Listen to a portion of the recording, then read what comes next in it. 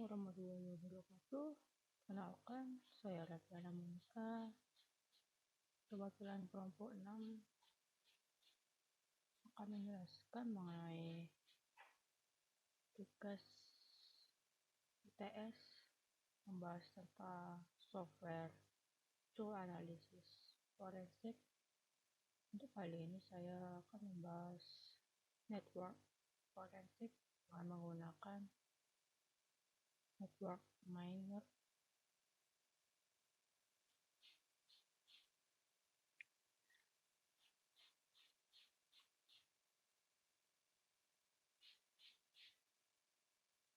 Kami dari kelompok 6 beranggotakan 3 orang.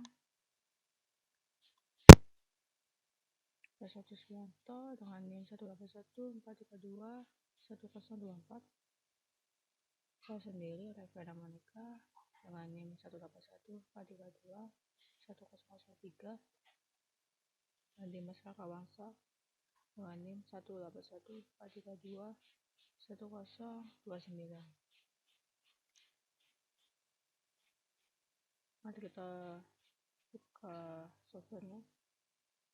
Networkman-nya tadi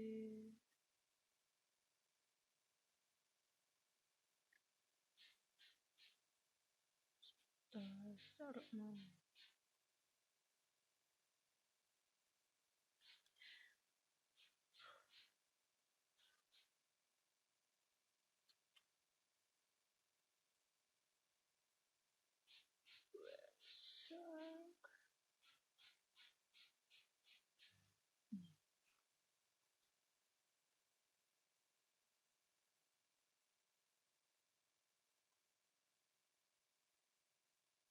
bisa dilihat saya sudah membuka networkman.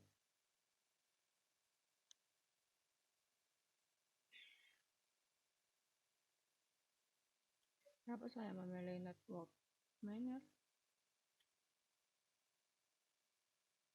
Karena menurut saya network miner ini sangat lebih mudah dalam mengenali atau melihat. Tampilannya juga lebih friendly ke orang yang baru tahu sniping itu apa, dan cara bacanya juga lebih jelas, lebih mudah. Di sini sniping sendiri merupakan proses monitoring dan capturing semua paket yang melewati jaringan tertentu. Dan proses sniping ini ada dua macam.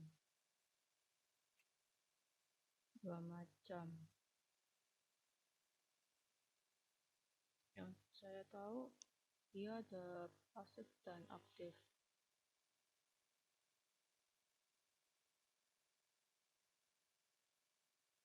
Proses sniping aktif dan pasif. Untuk network miner sendiri, dia ini lebih ke traffic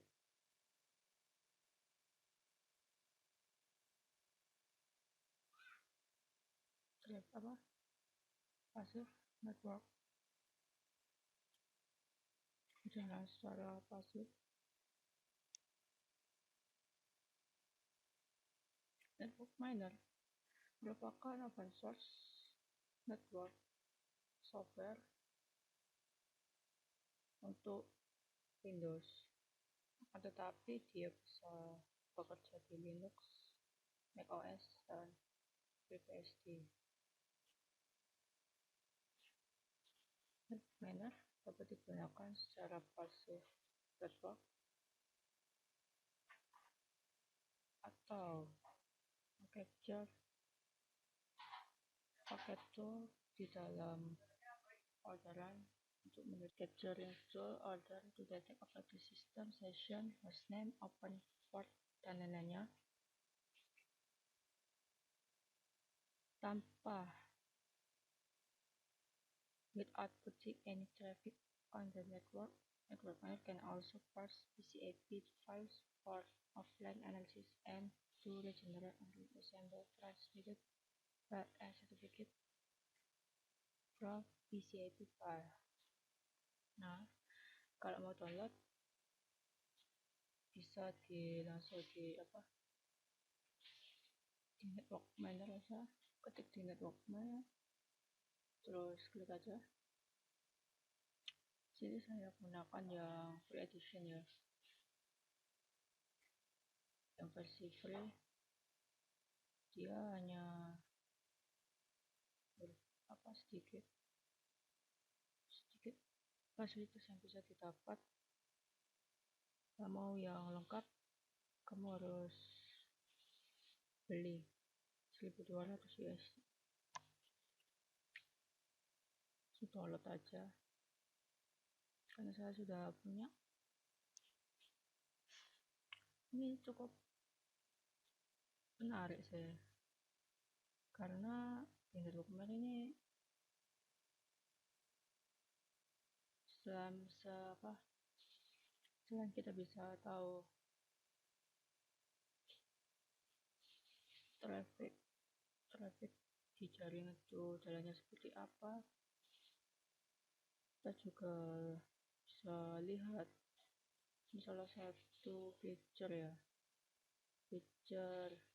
network manager showing thumbnail for image extract stitch.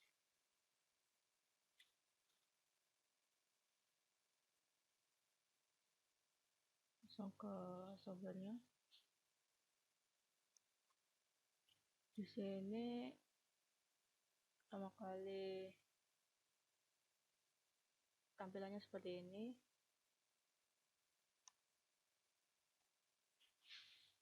Kita harus select network adapter dulu.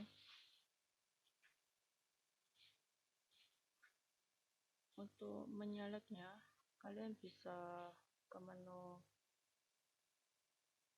ini ke menu ini.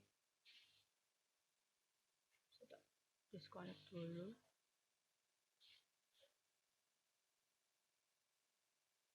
Kalian buka open network ya, terus change editor ini.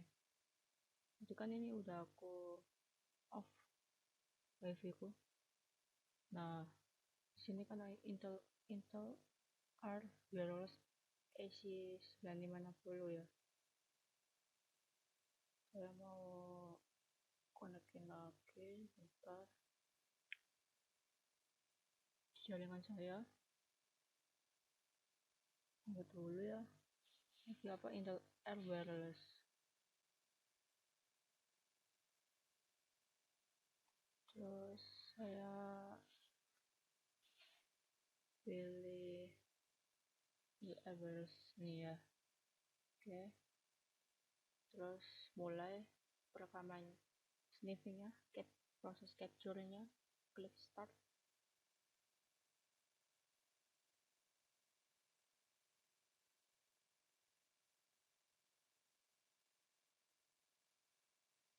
Nah, ini prosesnya. Kalian juga bisa mengatur kalian mau source-nya itu pakai apa, IP address, MAC address, hostname atau lainnya. Di sini banyak pilihannya. Saya di sini pakai yang IP address saja ya.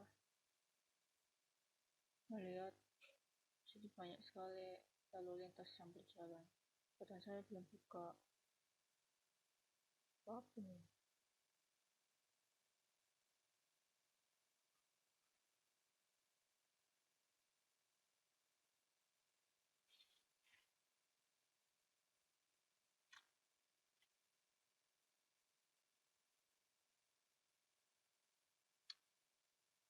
Ini image tidak terdetek. Saya kurang tahu, mungkin karena versi demo, versi free ya, nggak kebuka.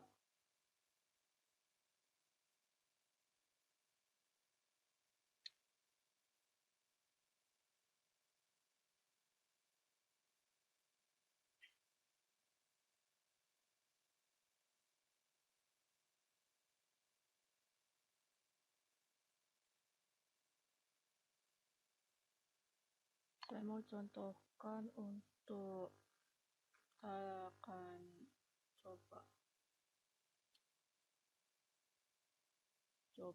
melihat sesuatu yang terjadi di website yang literatur yang saya baca itu kebanyakan mengatakan kalau proses snapping itu hanya bisa dilakukan untuk misalkan ada website yang protokolnya masih HTTP, dia dengan sangat mudah bisa mendapatkan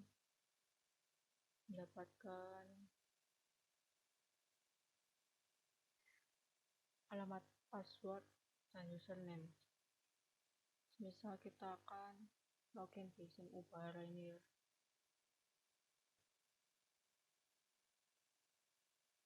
Ada login, lihat apa yang terjadi. Nah, kredensial, kita kredensial,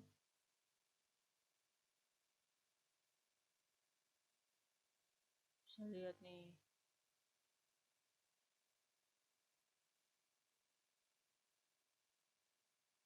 Tadi kan saya login ke websitenya Ubara.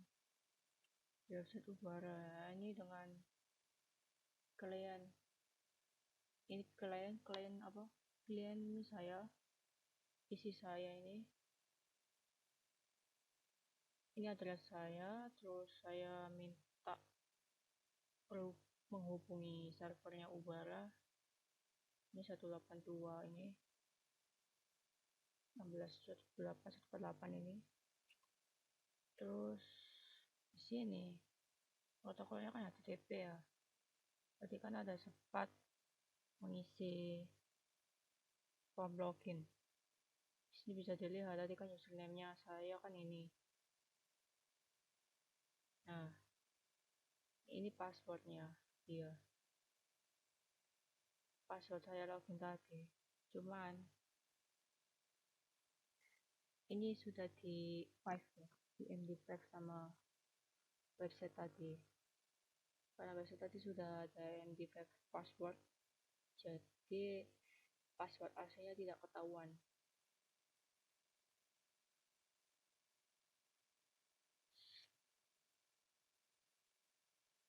Jadi kalau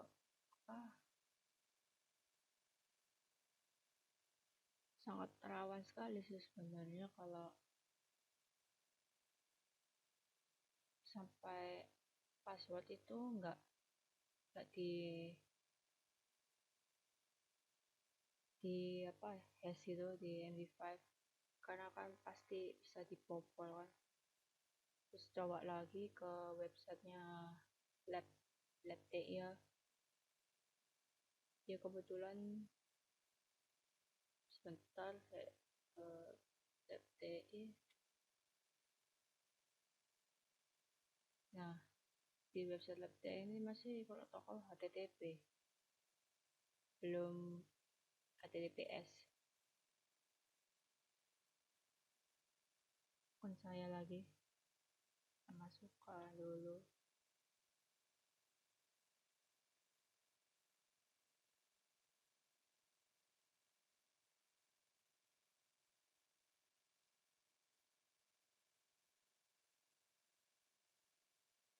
Saya bisa lihat kredensialnya sangat jelas sekali ya.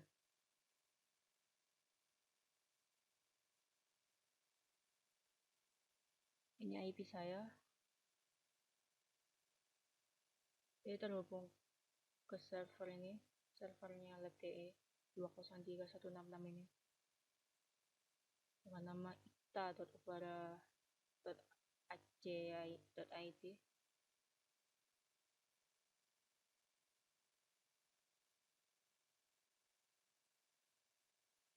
Nah, kalian bisa lihat akun saya masih orisinil, tidak pernah saya rubah atau ganti passwordnya, jadi masih bawaan pas waktu pertama kali ya, username sama passwordnya sama. Ini yang dikhawatirkan kalau kalau apa password itu tidak di MD5 di hash gitu, jadinya ya gini ketahuan password aslinya. Dari website RTI-nya mungkin password untuk fitur password ini tidak menggunakan MD5 sebagai metode penyamaran passwordnya.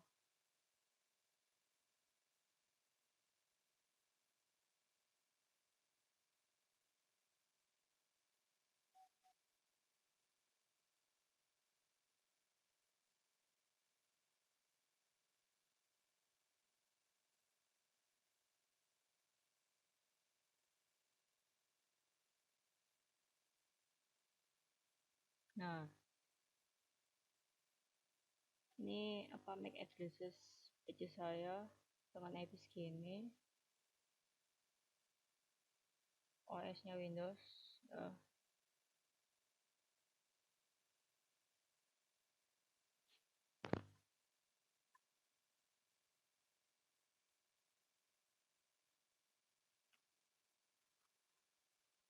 Banyak sekali yang terjadi di jaringan.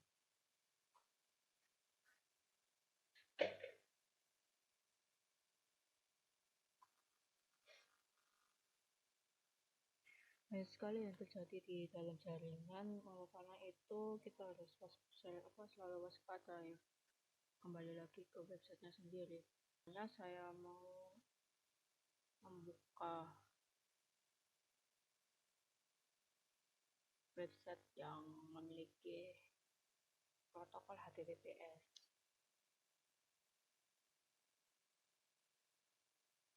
Coba Mandiri Online ini, dia menggunakan protokol HTTPS.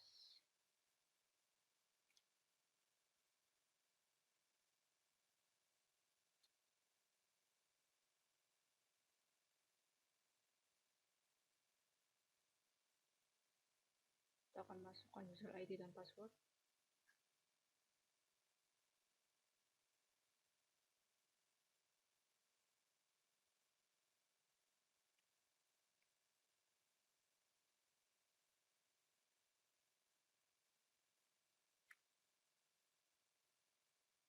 Kita masuk ya.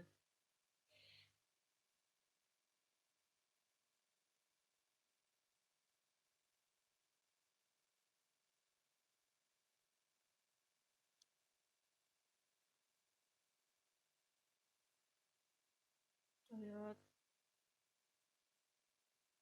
Nah, kita kredensial sendiri tidak ada. Berarti metode HTTPS ini masih cukup aman.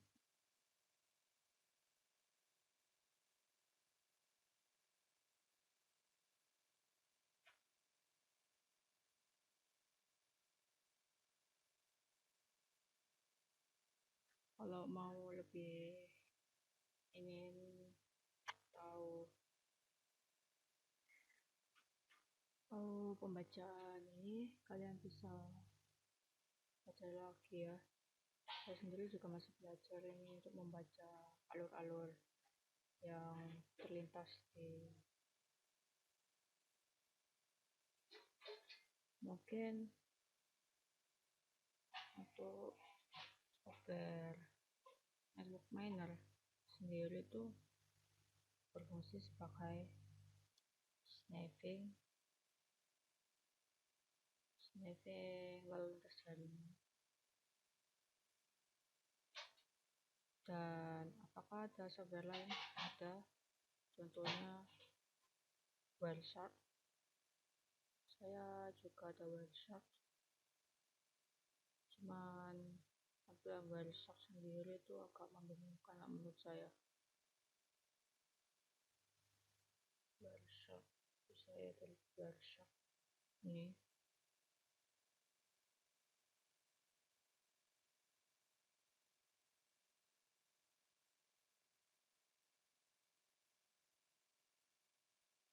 Kita pilih yang wave ya. Nah ini di Barca sendiri tuh seperti ini ya jalannya.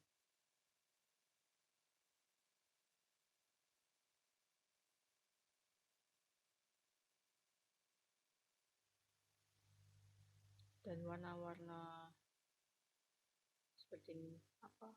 Ini kan ada beda-beda warna, ini juga menandakan perbedaan arti.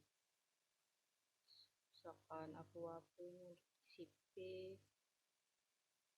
biru Tosca untuk DNS.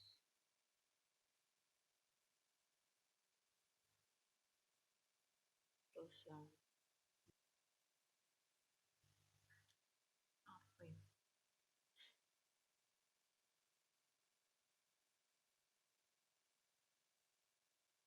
Kita coba mengetesnya ya. Kita coba menggunakan Ivara. Kali ini saya menggunakan akun milik rekan saya.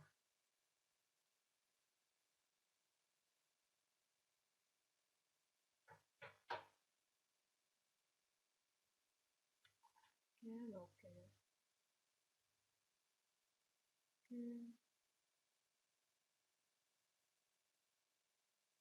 Terus yang ini saya keluarkan dulu juga. Saya login ke akun lain juga.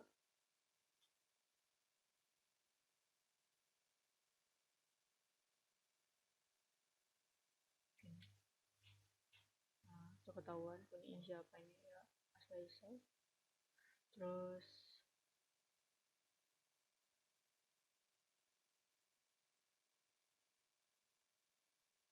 nah ini terrecord lagi ya. Ini tadi kan saya sempat keluarkan, terus saya masuk lagi.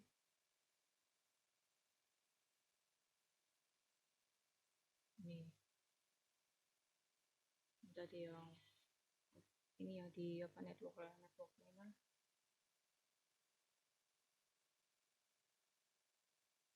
Terus itu yang di wireless gimana? Nah ini kalian stop dulu, stop capturing, lihat satu-satu.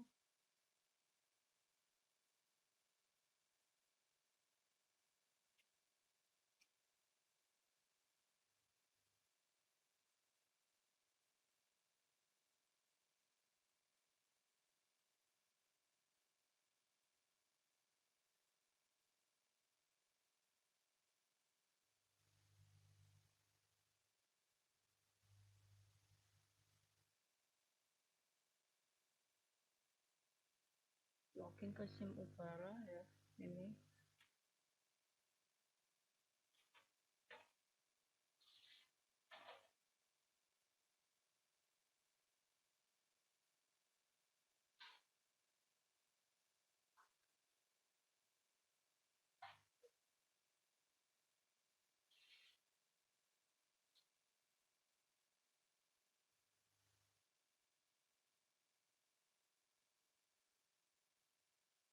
nah ini user sama passwordnya, cuman masih aman untuk passwordnya karena di hash ya.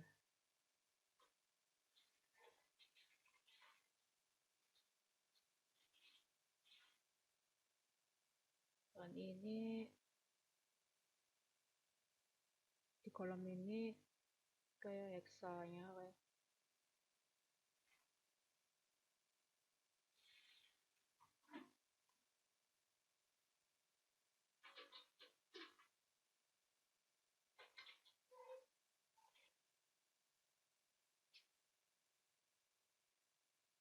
ini yang kedua. Nah Ini lebih jelas lagi malah tadi di FTI.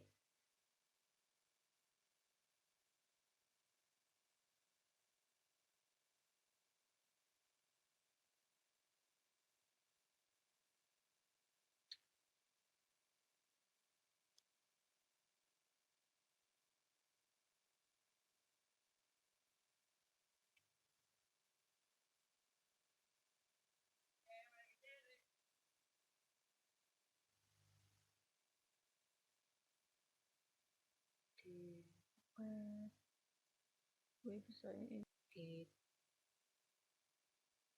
karena tidak karena dulu cari jaringan itu tidak sehari 2 hari ya, bertahun-tahun malah. Dan untuk mata kuliah komputer forensik sendiri menurut saya lebih susah kalau kita harus melakukan coding-coding gitu. Mungkin karena kendalanya di komputer forensik itu lebih ke software ya, softwarenya itu terkadang kalau download download itu kadang itu ada yang free, ada yang berbayar. Untuk kendala saya sendiri sih selama mengikuti mata perkuliahan forensik ini dengan tugas yang diberikan, tools yang diberikan itu sangat banyak di forensik. Tetapi kembali lagi, tools tersebut terkadang untuk mengaksesnya sendiri itu harus beli lisensinya. Dan terkadang juga ada yang kita harus menggunakan perangkat tambahan seperti virtual machine, virtual box. Ya mungkin agak sedikit ribet. Dan juga ada beberapa tools yang tutorial di luaran sana tuh ada yang belum ada sama sekali. Contoh saja kemarin saya sudah install ini USB Historian ini, saya sudah install. Cuman ketika saya mau mengoperasikan software ini, saya justru bingung sendiri karena di apa namanya di tutorial itu sedikit yang menjelaskan tentang USB Stereo. Dan juga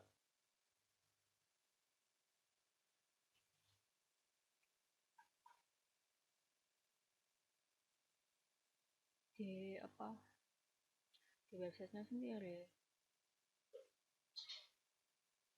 dia hanya menjelaskan seperti ini.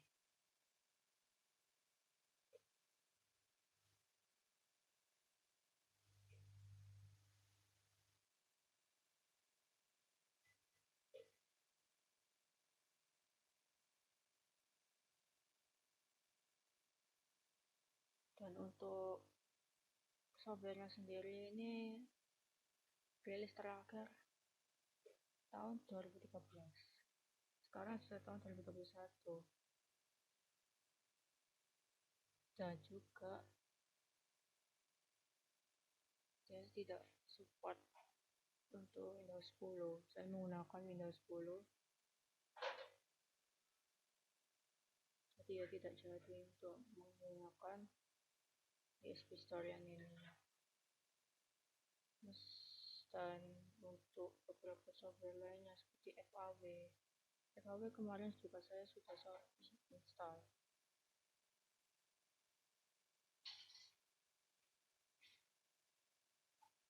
Tetapi untuk mengoperasikan FAW sendiri ini kebetulan juga tidak gampang.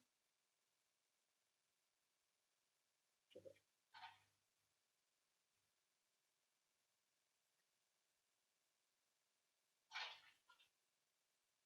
Tampilannya seperti ini. Banyak sekali menu yang bisa dipakai. Saking banyaknya fiturnya saya sampai bingung mau koneksi yang mana gitu. Kemarin sih saya mau yang ini ya, pakai yang FAW ini. Cuma kembali lagi untuk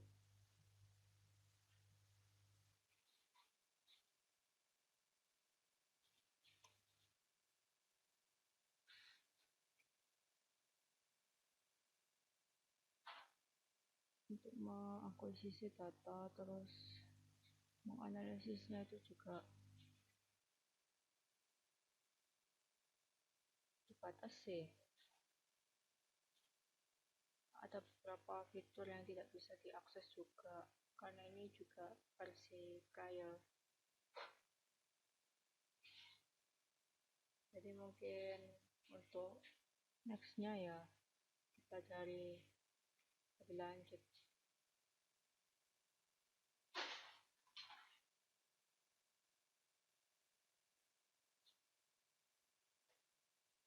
Dan untuk penjelasan kali ini terkait software network miner,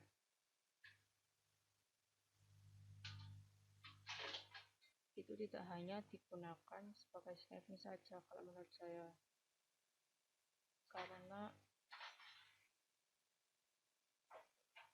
karena sumber-sumber yang menjelaskan bisa digunakan sebagai alat untuk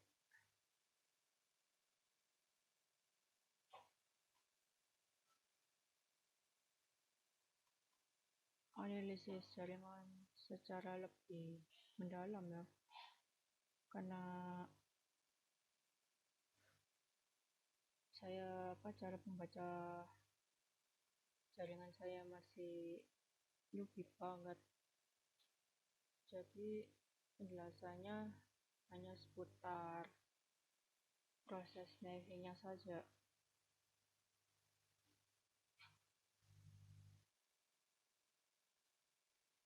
Jadi di jaringan itu banyak sekali kegiatan-kegiatan, mulai dari kirim paket, terima paket, itu cara pengirimannya itu di parsial, tidak sekaligus satu dikirim itu. Dan jika paket tersebut tidak nyampe, terus harus ada proses repacket, kirim ulang paketnya. Dan kalau ada paket-paket yang di blok, itu berarti paket tersebut memang ada sesuatu yang mencurigakan, berbahaya, yang tidak bisa kita terima sebagai kliennya. Mungkin penjelasan dari saya seperti itu untuk tugas kali ini. Bila saya ada kekurangan, saya mohon maaf. Kiranya ilmu ini bermanfaat, bisa dipelajari secara lanjut. Assalamualaikum warahmatullahi wabarakatuh.